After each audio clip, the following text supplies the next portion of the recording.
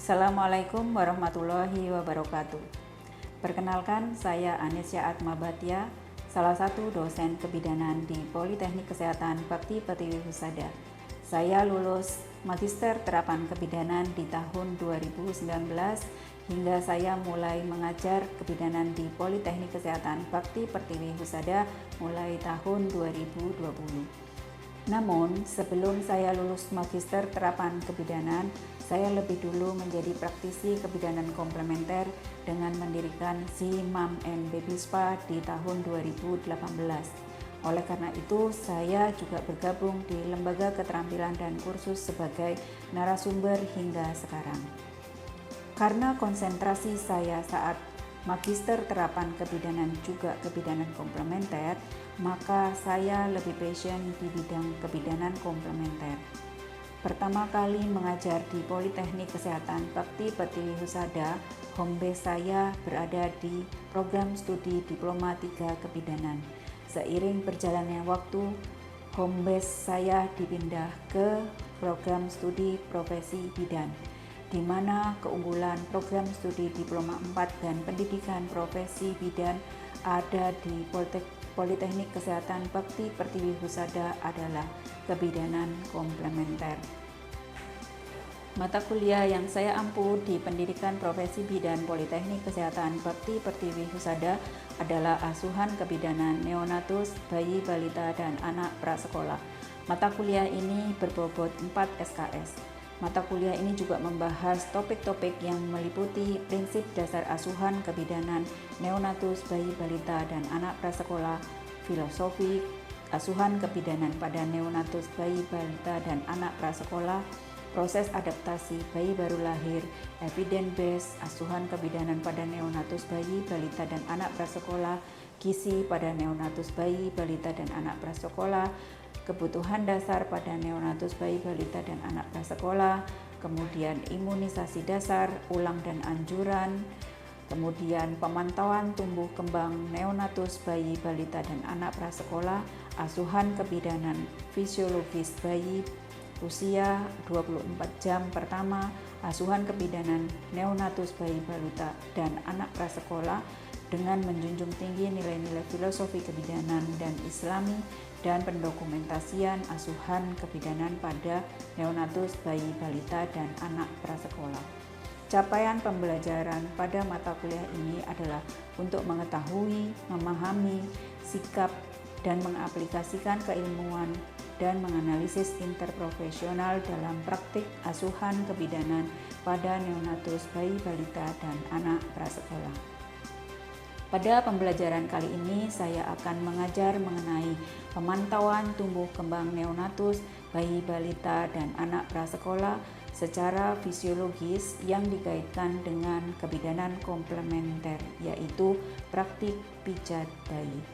Tujuan pembelajaran ini adalah memahami faktor-faktor yang mempengaruhi tumbuh kembang bayi, balita, dan anak prasekolah, memahami perkembangan motorik, sosial, dan bahasa sesuai tahapan perkembangannya. Ketiga, mampu mengaplikasikan pijat bayi untuk mencegah terjadinya gangguan pertumbuhan dan perkembangan bayi, balita, dan anak prasekolah. Metode pembelajaran mata kuliah ini adalah student center learning dan small group discussion.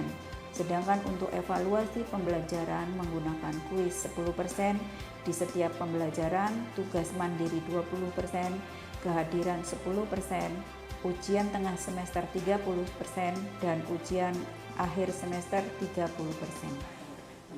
Demikian penjelasan mengenai mata kuliah yang saya ampu.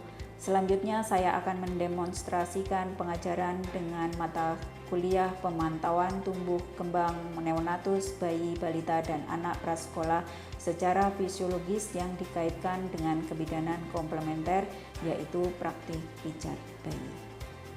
Wassalamualaikum warahmatullahi wabarakatuh. Assalamualaikum warahmatullahi wabarakatuh. Waalaikumsalam warahmatullahi wabarakatuh. Kita bertemu kembali pada pertemuan yang kedua, ya. Pertemuan ini mengenai faktor-faktor yang mempengaruhi tumbuh kembang dan apakah perkembangan dan pertumbuhan. Nah, kalau yang kemarin itu kita mengenai konsep tumbuh kembang dan mungkin ada beberapa yang mau saya tanyakan, apakah kalian semuanya sudah paham mengenai konsep tumbuh kembang? Oh ya, sebelumnya mungkin perlu mengisi absensi terlebih dahulu ya. Silakan.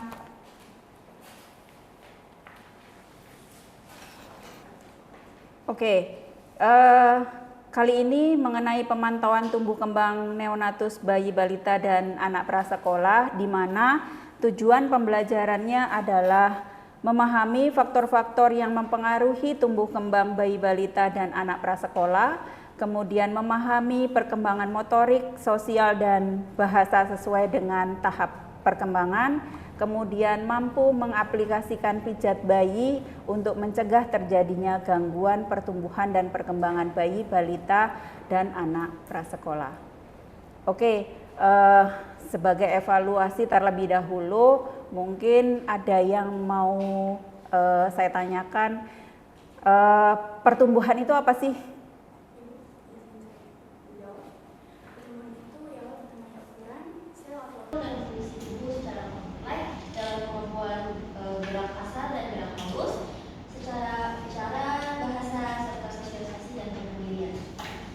Terima kasih. Kalau perkembangan itu apa?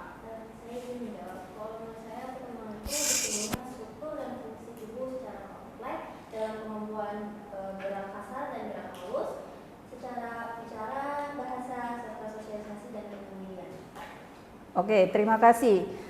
Berarti sudah tahu ya mengenai konsep daripada tumbuh kembang. Pertumbuhan itu apa? Perkembangan itu apa? Selanjutnya kan kita tahu ya bahwa neonatus, bayi balita, dan anak prasekolah. Neonatus itu tahapannya dari mulai apa? Kemudian bayi, balita, dan anak prasekolah. Nah, ini kalau neonatus yang jelas dari 0 sampai 28 hari.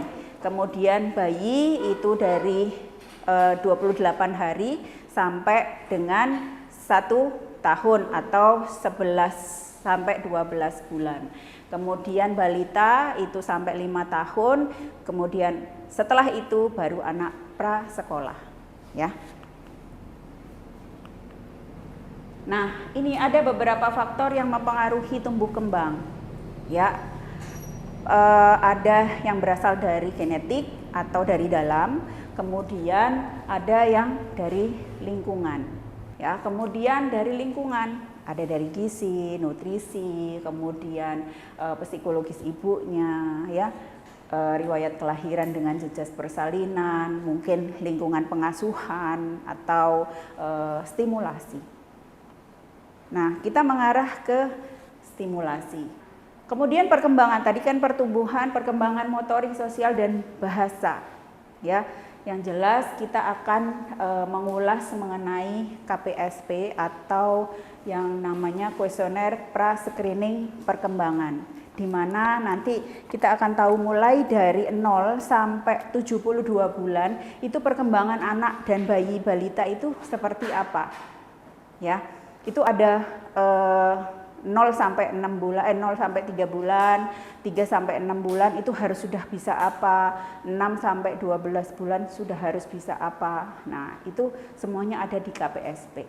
Selanjutnya adalah perkembangan motorik sosial dan budaya ini mengenai motoriknya apa, dia harus bisa apa, sosialnya bagaimana, bahasanya kira-kira di usia 0 sampai 6 bulan bahasanya itu dia sudah bisa ngomong atau belum. Nah, itu ya, dari 0 sampai 6 bulan dia bisa menggenggam benda, meraih benda, mengangkat kepala, berguling, senyum spontan, ya. Kemudian bahasanya dia sudah, yang pasti kalau 0 sampai 6 bulan menangis, nggak mungkin bisa ngomong, ya kan? Kemudian 6 sampai 12 bulan dia harus duduk merangkak berdiri, kemudian di sosialnya dia merasa cemas. Di usia 6 sampai 12 bulan itu ada kecemasan. dengan orang asing itu dia akan ketakutan. Karena di usia itu dia merasa bahwa dunia saya adalah dengan ibu saya. Gitu. Kemudian dengan dilihat dari bahasa itu bisa mengoceh dengan intonasi, kemudian memahami kata tidak, ya. Bisa mengucapkan kata mama atau papa, ya, dada gitu. Nah, itu untuk selanjutnya di usia 12 sampai 24 bulan itu bisa berjalan sendiri menaiki tangga, kemudian secara sosialnya ia bermain secara paralel dan menunjukkan kasih sayang, kemudian secara bahasa dia sudah mengucapkan lebih dari 2 kata. Kemudian stimulasi, yang distimulasi apa sih? Yang distimulasi adalah 6 panca indera. Kalau dulu kan 5 ya. Nah, 6-nya itu adalah masuk ke dalam ini, stimulus proprioceptif, otot dan sendi, dan stimulus vestibular. Ini dijadikan 1. Kalau 5 panca indera, ya. Makanya ini ada 6. Yang jelas perabaan, penciuman, melihat dan mendengar, kemudian keseimbangan, otot dan sendi, dan pengecap. Kemudian unsur-unsur dari pijat bayi itu yang jelas pijat bayinya. Unsur yang lainnya adalah terapi musik sama aromaterapi. Jadi pada saat dipijat harus ada aromaterapi, harus ada musik. Tadi menstimulasi apa? Menstimulasi pendengaran dan penciuman. Karena dia menghirup aromaterapi, dia juga mendengar musik.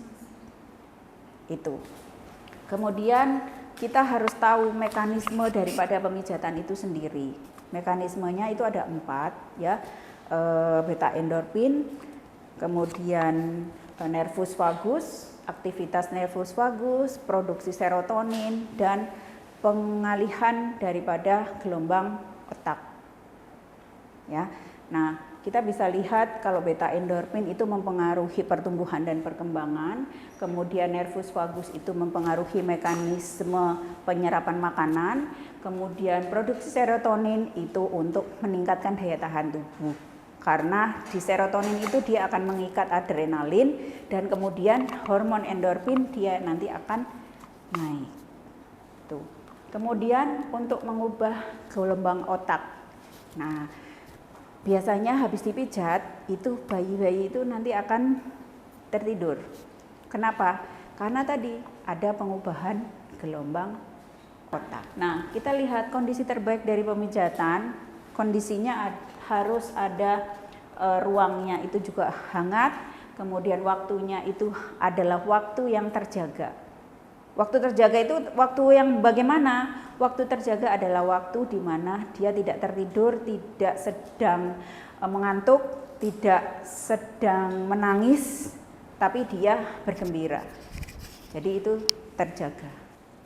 Ya. Kemudian suasana juga hening dan siapkan waktu 15 menit untuk pemijatan. Mungkin ini hanya ada 3 boneka yang bisa saya bagikan untuk nanti dicoba, ya.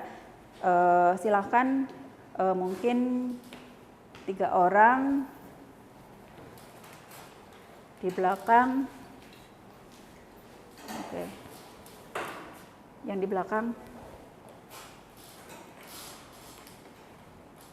Oke, tahapan yang pertama adalah tahapan kaki, kemudian perut, kemudian dada, setelah itu lengan, ya, kemudian muka dan belakang punggung. Nah, itu tahapan besarnya. Kemudian tahapan kecilnya itu ada di masing-masing.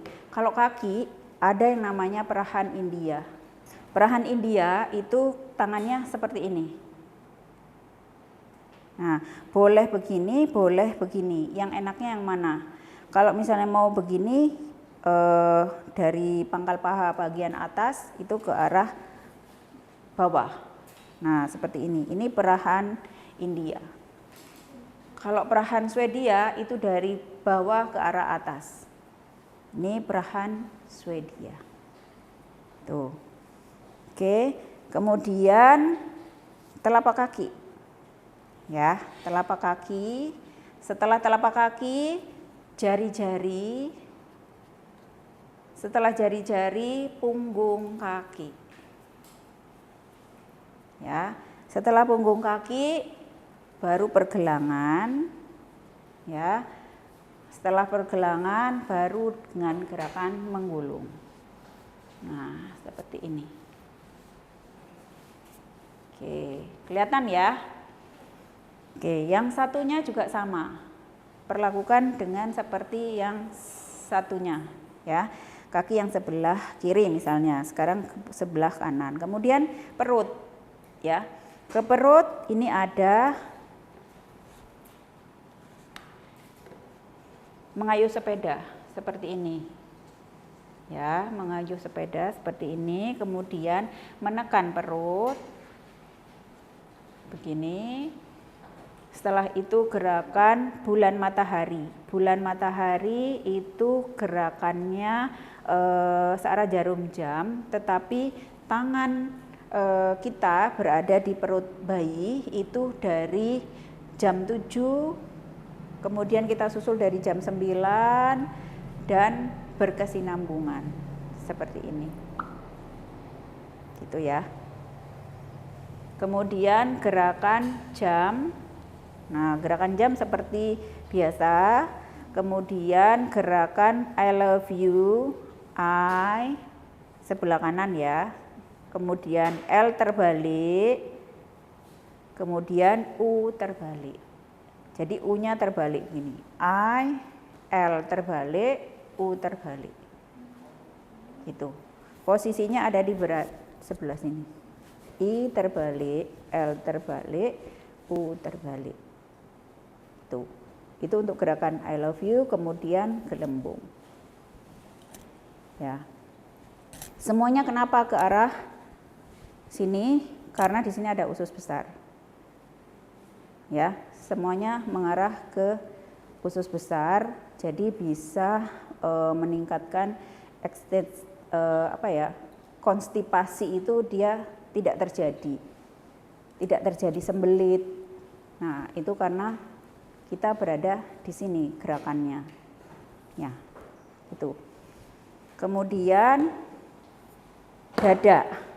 Ya, dada gerakannya adalah membuka buku tua, ya, buka dadanya. Kemudian gerakan jantung besar. Kemudian kupu-kupu. Dan setelah itu jantung kecil. Jantung kecil ini ada di payudara. Kemudian burung kecil sampai ke ketiak. Gitu. Ya. Nah, tangan ini sama dengan kaki. Jadi gerakannya sama ya, ada perahan India, perahan Swedia ya, itu sama. Kemudian muka. Nah, muka ini tidak bisa untuk berlama-lama. Jadi cuman satu kali usap sudah, karena biasanya bayi itu tidak menyukai usapan di muka. Gitu. Jadi cuman satu ya, membasuh muka.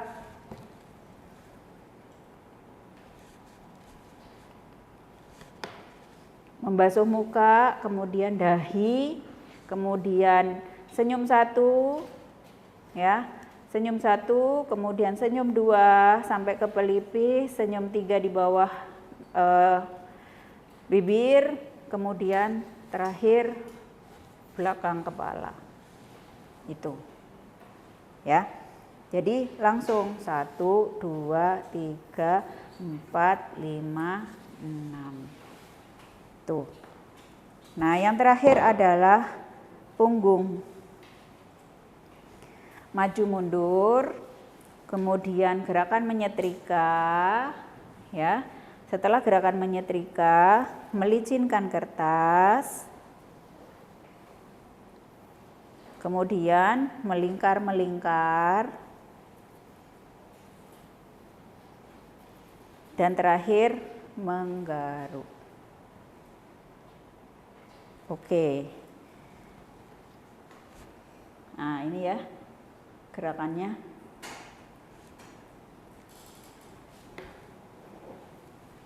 Kira-kira bisa dimengerti ya? Bisa. Oke.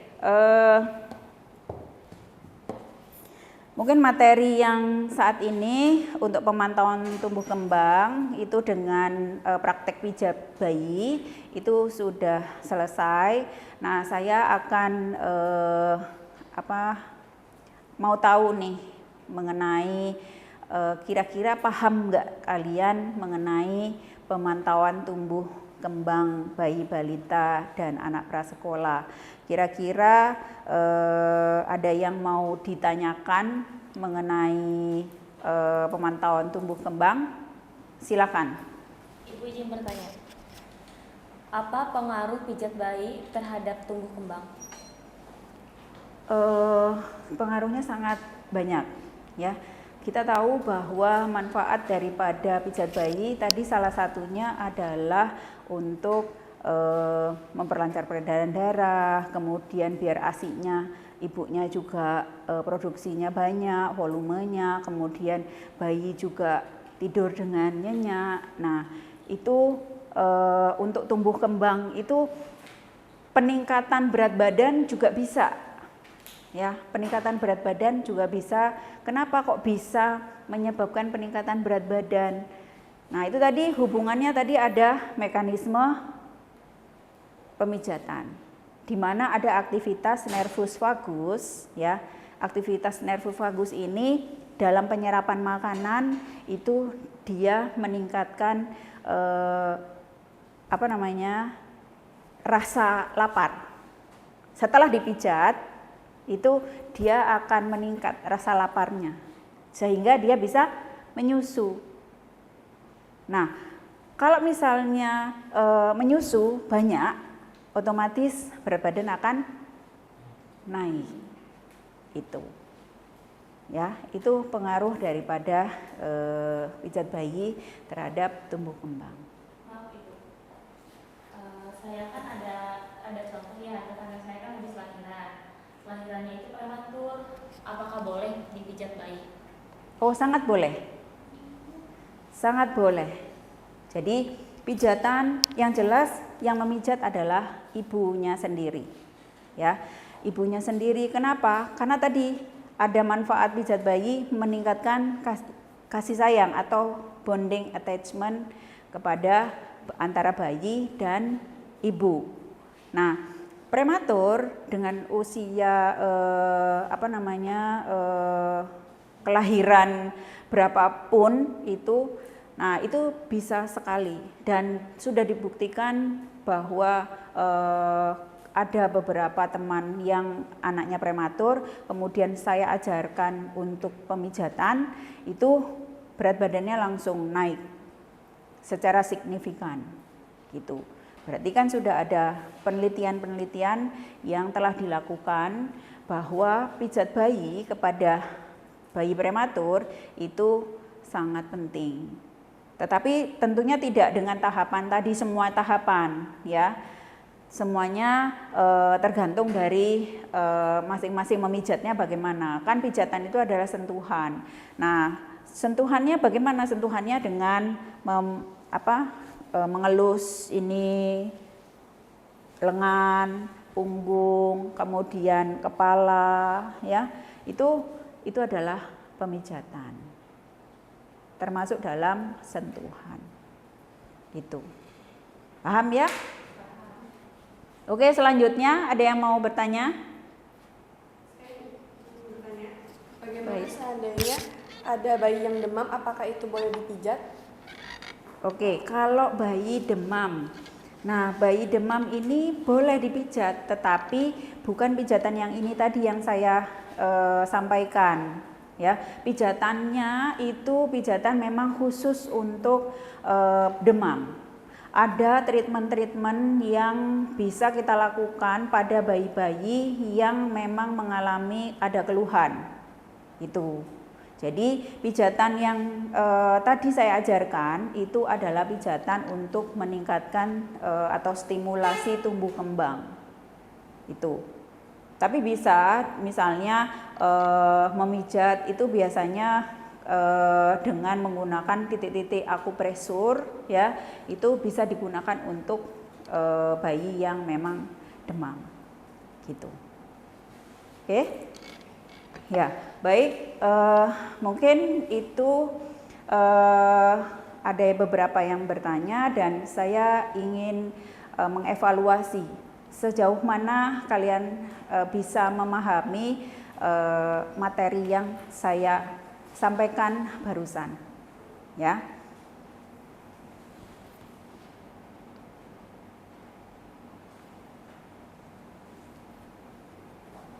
Oke, apakah sudah siap? Siap ya dengan pertanyaan saya. Oke, sebutkan manfaat daripada pijat bayi. Ibu izin menjawab. Silakan. Yang pertama yaitu memperbaiki siklus darah dan pernapasan bayi, dan yang kedua yaitu merangsang fungsi pencernaan dan pembuangan bayi, dan yang ketiga yaitu meningkatkan berat badan, dan yang terakhir yaitu meningkatkan hubungan kasih sayang orang tua dan bayi atau disebut bonding. Oke, bagus. Kemudian coba praktekkan pijat bayi yang tadi dengan tahapan pijat bayi di area dada. Oke, pinjam itunya, bonekanya. Yang pertama yaitu lakukan pukul atau buka dada terlebih dahulu. Yang kedua yaitu memijat jantung besar dengan membentuk lotek. Yang ketiga kupu-kupu. Yang keempat jantung kecil di area payudara. Dan yang terakhir yaitu burung kecil. Oke, bagus ya. Selanjutnya coba untuk yang daerah punggung. Siap.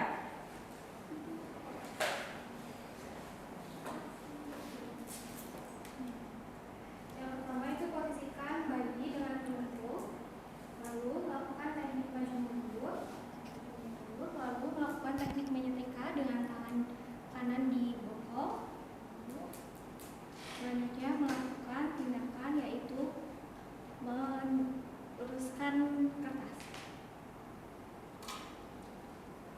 Selanjutnya melakukan teknik melingkar, dan yang terakhir yaitu menggaruk. Sudah itu. Oke, bagus semuanya ya. Satu lagi nih. Ayo.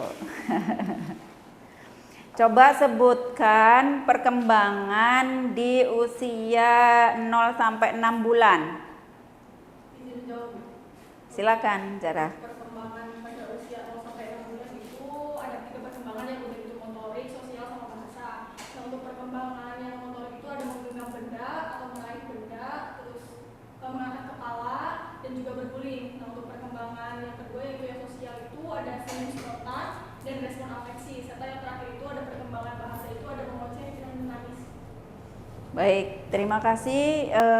Mungkin untuk materi pemantauan tumbuh kembang bayi balita anak prasekolah pada pertemuan yang sekarang, yaitu pertemuan kedua, itu sudah selesai. Dan pertemuan selanjutnya itu mengenai perkembangan DDST atau deteksi dini tumbuh kembang. Jadi saya ingin kalian membaca mengenai yang ada di buku ini, DDST di buku Asuhan Kebidanan Bayi Balita dan Anak Prasekolah. Ya, jadi nanti saya di pertemuan selanjutnya itu kalian sudah ada sedikit gambaran ya mengenai deteksi dini tumbuh kembang bayi balita dan anak prasekolah. Gitu ya. Terima kasih. Mungkin itu saja yang bisa saya sampaikan. Assalamualaikum warahmatullahi wabarakatuh. Waalaikumsalam warahmatullahi wabarakatuh. Terima kasih Ibu. Terima kasih.